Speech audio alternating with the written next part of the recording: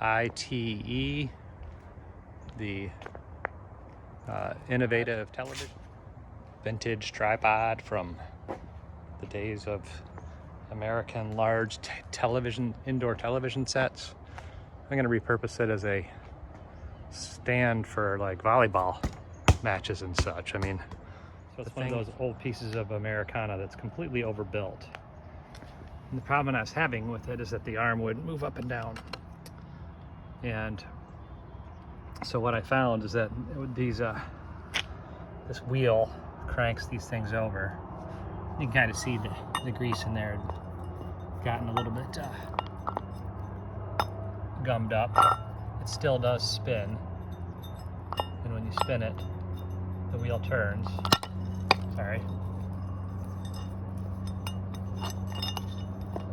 So, and then the teeth are good and everything was fine, but what was happening is that the shaft, these teeth had become marred up. You can see some of the extra chatter marks, and it was binding inside the tube, and it had also seized a little bit. So I put some 3-in-1 penetrating oil up in the top. It's got a seal in there because it's normally packed with grease inside there, but I'm not going to use it for that heavy of duty equipment, so I'm not going to repack the grease, but there's enough legacy grease in there. But anyways, as you lift this guy up, these teeth had chatter marks and they were causing it to bind. So I just took my file, anywhere where there's a mark, that like right there is even still a little bit of one. So I was using both hands and doing a much better job at just giving you an example. And it really just kind of freed this guy back up. And it just needs a bunch of cycles to kind of, the grease that's in there is a little bit gummed up. And with a little bit of penetrating oil in there. Where's my penetrating oil?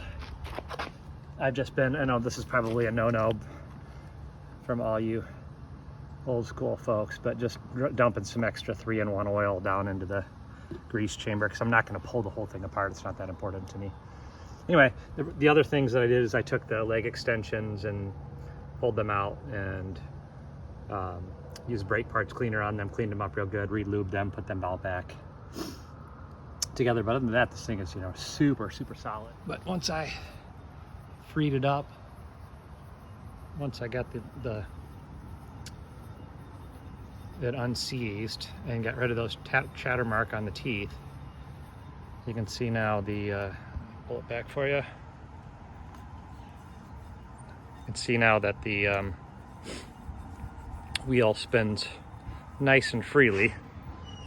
There's 2 Allen bolt heads that you take off to get to the shaft underneath, and then I had to use a screwdriver on the teeth inside there to kind of bust it loose, hammer, and kind of pound on it till it freed up. Now it's freed up, it's working perfectly.